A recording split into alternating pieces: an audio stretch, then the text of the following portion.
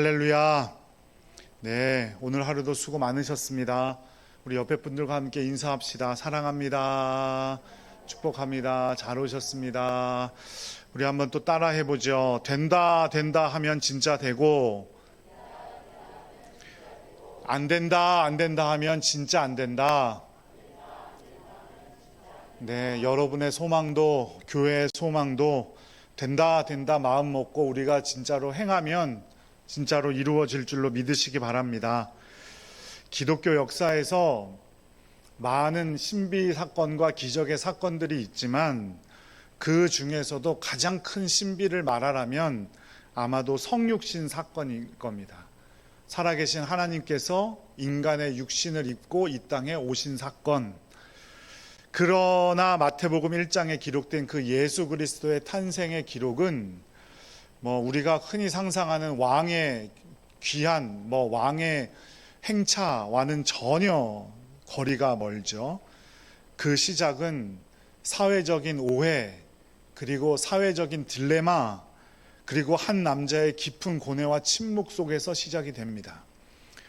오늘 설교는 예수님의 육적인 아버지인 요셉의 의로움과 순종을 중심으로 그가 어떻게 위기 속에서 메시아의 탄생을 지켰는지를 살펴보고 다시 오실 주님을 기다리는 우리의 현실의 삶을 우리가 어떻게 가꾸어야 할지를 나누고 은혜 받고자 합니다.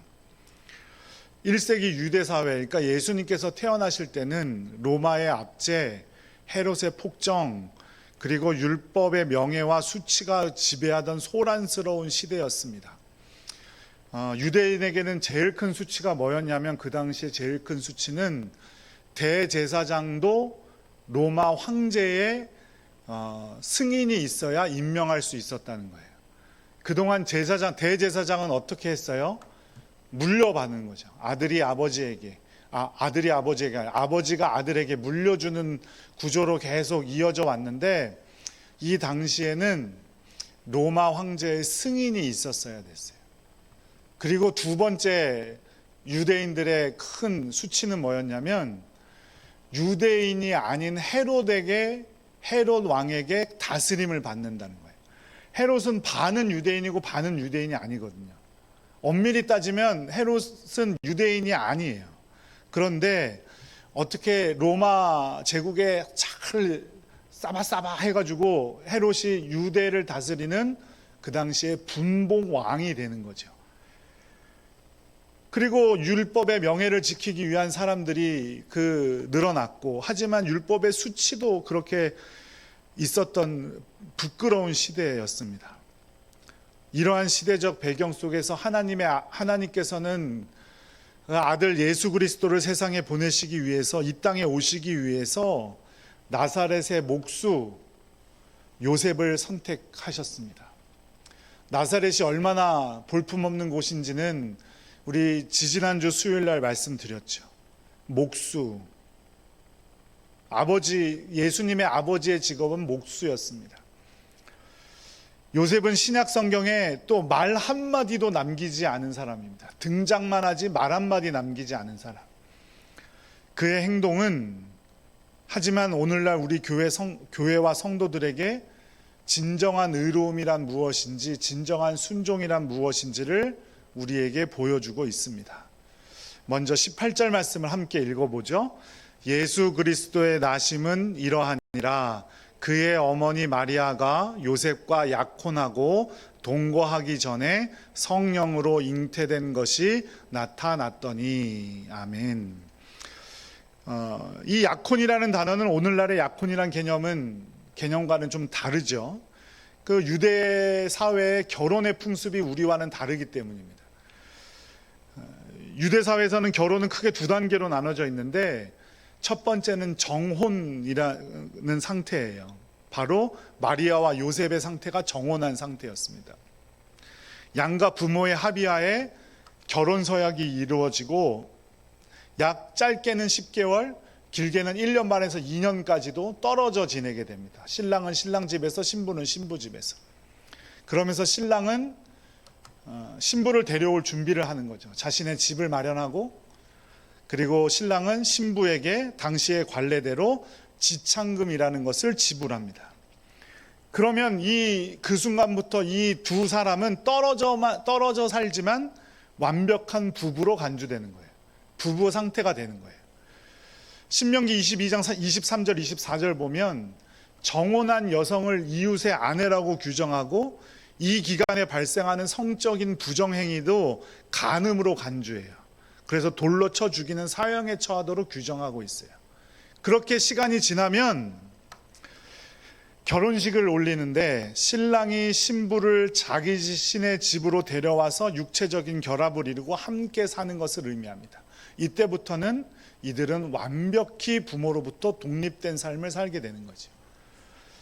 마태복음의 본문은 바로 이 두 단계의 사이, 정혼과 결혼의 사이, 정혼은 했지만 결혼을 하지 않은 상태에서 마리아의 임신 사실이 드러났음을 보여주는 겁니다.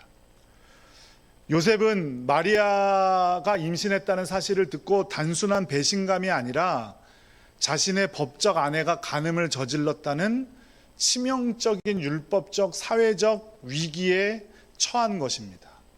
고대 근동사회, 특별히 1세기 팔레스타인 지역에서 제일 가치 있게 여기던 것은 명예예요. 명예.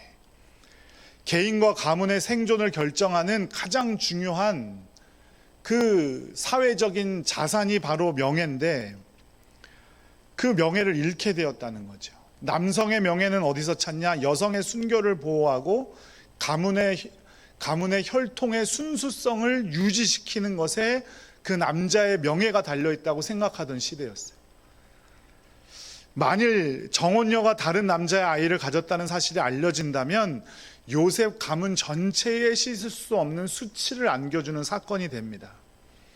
그런데 그 관습이 지금도 이어져서 지금 이슬람 지역, 팔레스타인 지역에 살고 있는 사람들, 또 좀 넓게 보면 터키 땅, 또 더 넓게 보면 이슬람 문화를 가지고 있는 나라들에서는 아직도 명예살인이라는 것이 존재합니다.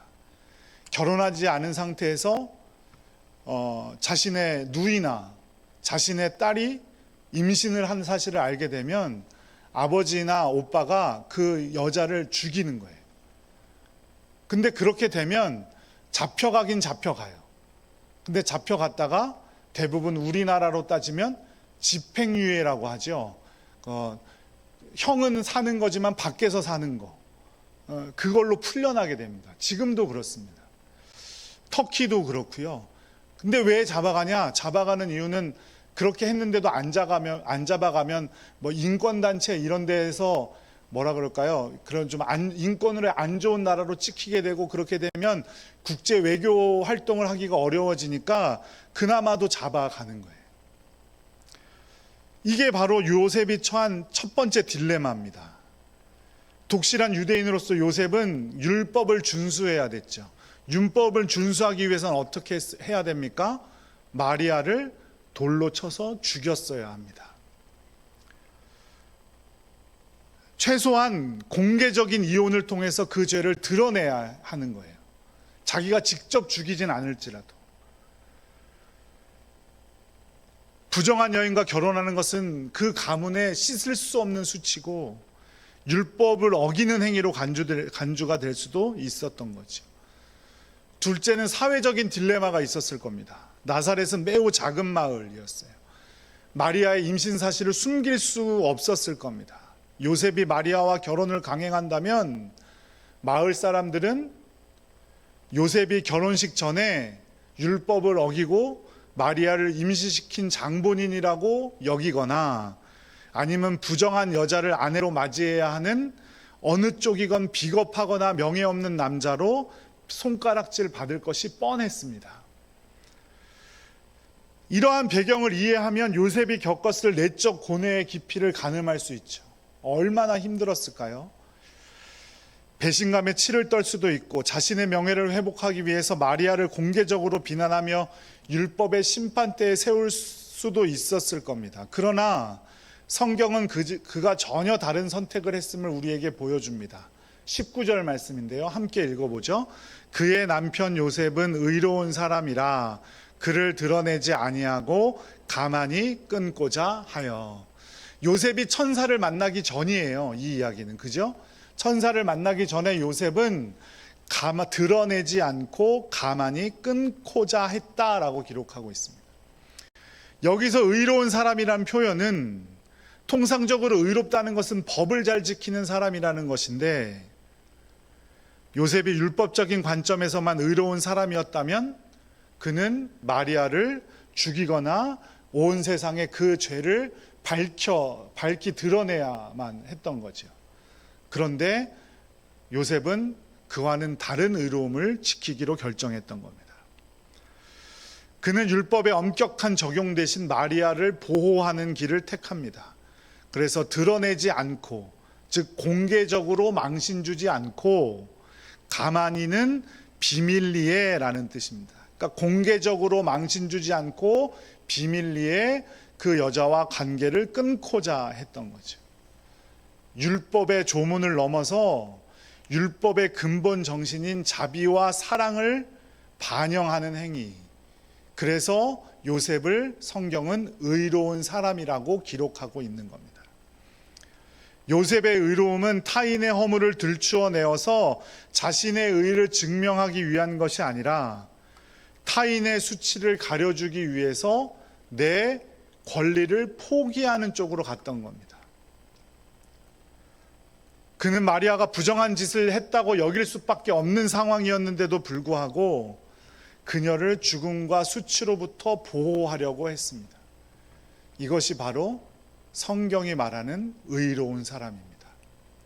우리는 흔히 의로운 사람 하면 남의 잘못 다 들추어내고 또 어떤 것도 용납하지 않고 이 사람이나 저 사람이나 똑같이 공평하게 죄를 들추어내는 것을 의롭다고 할지 모르지만, 성경에서 말하는 의로움이란 바로 요셉과 같은 모습을 말해주는 거고, 그 요셉의 모습은 고스란히 예수님께도 드러나죠.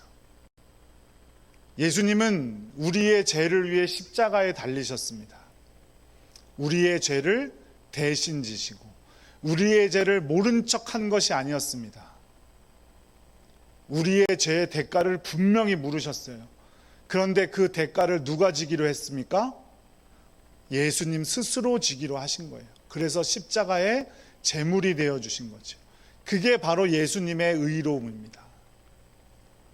요셉도 그와 같이 자신의 권리를 포기하면서 자신이 대가를 치르면서 자신의 정혼녀였던 마리아를 용서하기로 했던 것이죠. 우리는 이 사실을 꼭 기억해야 합니다. 자신의 비난받을 가능성을 감수하면서까지 마리아를 감싸준 요셉의 모습,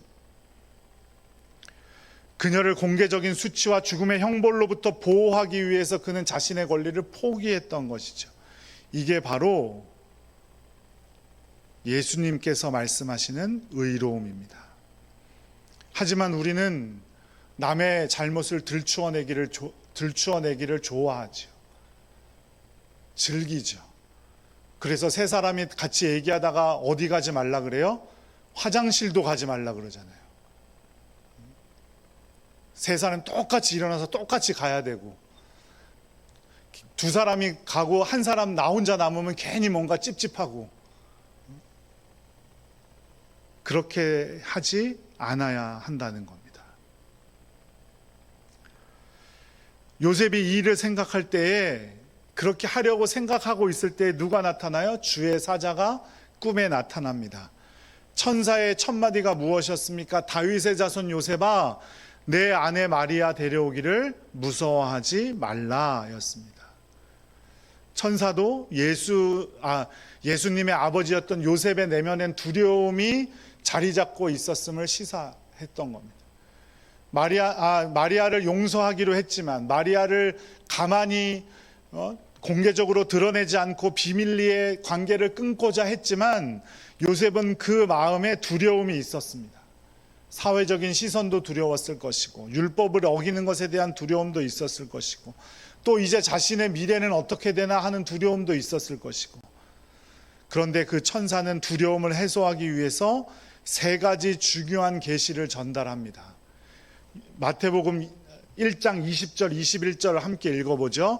이 일을 생각할 때에 주의 사자가 현몽하여 이르되 다윗의 자손 요셉아 내 아내 마리아 데려오기를 무서워하지 말라. 그에게 잉태된 자는 성령으로 된 것이라. 아들을 낳으리니 이름을 예수라 하라. 이는 그가 자기 백성을 그들의 죄에서 구원할 자이심이라 하니라. 아멘. 첫째는 뭐라고 말해요? 잉태된 자는 무엇으로? 성령으로 된 것이다. 그리고 두 번째, 아들을 낳으리니 이름을 예수라고 하여라. 세 번째, 그가 자기 백성을 그들의 죄에서 구원할 자이시다. 천사는 예수님의 아버지 요셉에게 마리아를 잉태케 한 그 사람에 대해서 알려줍니다. 그게 바로 성령이다. 그리고 아들을 낳으리니 이름을 예수라 하라 그러고 했죠. 요즘도 뭐 많이 그렇지만 아들의 이름, 자녀들의 이름은 누가 많이 지어주나요? 아버지가 많이 지어주죠. 뭐 상의해서도 하고 하지만 아버지, 당시로서는 아버지가 아들에게 이름을 지어줌으로써 완벽한 부자 관계임을 증명하는 거예요. 그와 마찬가지로 요셉에게 예수님의 이름을, 아기의 이름을 예수님이라고 지어주라고 한 것은 성령으로 잉태된 자이나 육적으로는 너의 분명한 자녀이다라고 천사가 확증시켜 준 겁니다. 그리고 그가 자기 백성을 그들의 죄에서 구원할 자이시다라고 분명히 밝혀두죠. 여기서 중요한 점은 구원의 대상이 뭐예요? 그들의 죄에서 구원할 자다. 당시 유대인들은 로마의 압제로부터, 가난으로부터, 정치적인 억압으로부터 구원해 줄 메시아를 기다리고 있었습니다. 그러나 천사는 요셉에게 메시아가 이 땅에 와서 무엇을 해결할 것이냐면 너희들의 죄를 해결해 줄 것이다 라는 음성을 들은 겁니다. 분명히 예수님이, 이 아기 예수께서 이제 커가고 어느 방향으로 자라야 할지를 분명히 알려준 거죠. 그래서 요셉은 아들에게 예수란 이름을 지어주게 되었고, 예수님은 법적으로 누구의 자손이라고 명명받습니까? 다윗의 자손이라고 명명을 받게 되는 겁니다. 요셉은 이 천사의 말대로 그대로 순종하죠. 1장 24절 말씀 함께 읽어보겠습니다. 요셉이 잠에서 깨어 일어나 주의 사자의 분부대로 행하여 그의 아내를 데려왔으나, 성경에는 요셉이 한 말이 단 한마디도 기록되어져 있지 않아요. 하지만 요셉의 행동은 분명합니다. 잠에서 깨어 일어나 그 분부대로 행했다. 아내를 데려왔다. 질문도 하지 않았고 불평도 하지 않았고 다른 대안도 제시하지 않았어요. 그는 그저 깨어 일어나 말씀하신 대로 행동했습니다. 이것이 바로 감정에 휘둘리지 않는 순종입니다. 요셉이 잠에서 깨어났을 때 배신감이나 두려움이 완전히 사라졌을까요? 아마도 그렇지 않을 거예요. 현실은 아직도 냉혹하고 마을 사람들의 수군거림이 두려운 것은 사실입니다. 그러나 요셉은 하나님의 말씀을 더 신뢰했고 하나님의 말씀에 순종함으로 예수님의 길을 지켜낸 사람이 되었습니다. 그는 자신의 계획을 폐기하고 하나님의 계획을 받아들였죠. 원래는 그냥 조용히 관계만 끊으려고 했는데 하나님께 순종하여 아내를 데려왔고 그 성령으로 잉태된 그 아들을 자신의 온전한 아들로 받아들인 겁니다. 요셉의 순종은 단순히 마리아를 데려오는 것에 끝나지 않았습니다. 25절 말씀에 보면 아들을 낳기까지 동침하지 아니하더니 라고 기록합니다. 요셉은 예수님의 탄생을 전적으로 지켜내기 위해서 철저히 자신을 절제하는 삶을 살았던 겁니다. 그는 부부로서의 권리를 포기하고 태어날 아기의 거룩성을 지켜냈어요. 순종했습니다. 이것이 진짜 순종이죠. 우리가 원하는 것을 절제하면서도 하나님의 말씀을 지켜낼 수 있는 것. 이는 육체의 정욕보다 하나님의 거룩한 목적을 중심으로 살아가려는 요셉의 모습을 보여주는 겁니다. 요셉이 마리아의 수치를 드러내지 않고 덮으려고 했던 것처럼 교회는 타인의 허물을 덮어주는 은혜의 공동체가 되어야 합니다. 오늘날 우리는 타인의 실수를 알리고 정확하게 따질 것을 따지는 것이 정의라고 착각하고 살아가죠. SNS나 인터넷에 누군가를 매장시키는 것을 아주 무슨 놀이처럼 생각합니다. 그리고 연예인들, 옛날에 잘못했던 연예인들 지금 활동하는 거 철저히 막게 하고. 하지만 교회는 달라야 합니다. 잠언 17장 9절에 이렇게 말씀합니다. 함께 읽죠. 허물을 덮어주는 자는 사랑을 구하는 자요, 그것을 거듭 말하는 자는 친한 벗을 이간하는 자니라. 누구의 실수나 죄를 보았을 때 그것을 가십거리로 여기지 않고 그가 회복될 수 있도록 조용히 돕고 기도해주고 하는 요셉과 같은 성도들이 되시기를 간절히 축복합니다. 요셉이 마리아를 받아들임으로써 예수님은 안전하게 태어날 수 있었습니다. 이후 유아 학살의 위협 속에서도 요셉은 아기 예수를 데리고 애굽까지 피난하여 예수님을 지켜냅니다.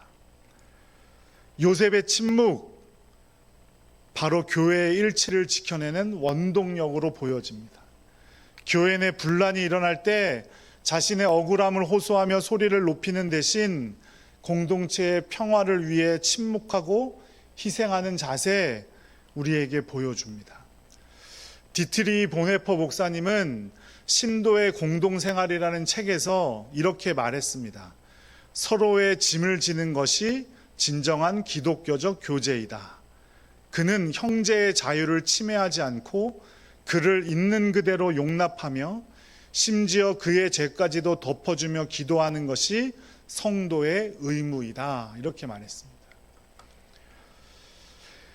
2차 세계대전 당시 유럽의 한 작은 교회에 나치 군인들이 들이닥쳤을 때 목사님과 성도들이 유대인 아이들을 숨겨주고 있었어요.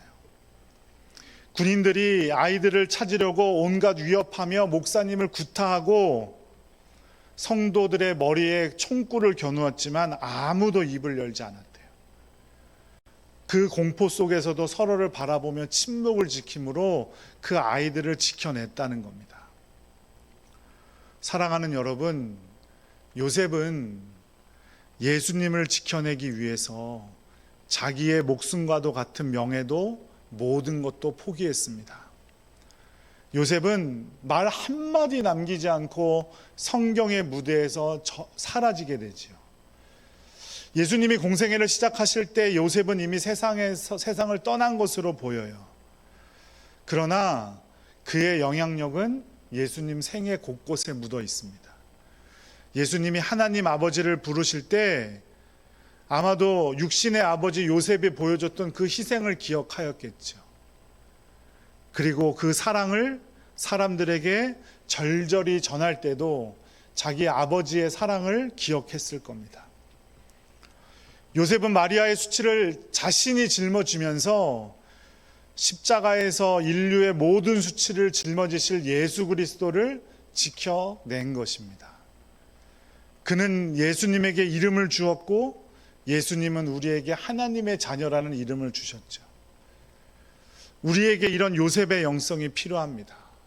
소란스러운 세상 속에서 침묵으로 하나님의 뜻을 듣는 영성, 그리고 타인의 허물을 들추기보다 덮어줌으로써 생명을 살리는 의로움, 또 이해되지 않는 상황 속에서도 즉각적으로 순종하고 절제하며 하나님의 역사를 이루려는 믿음.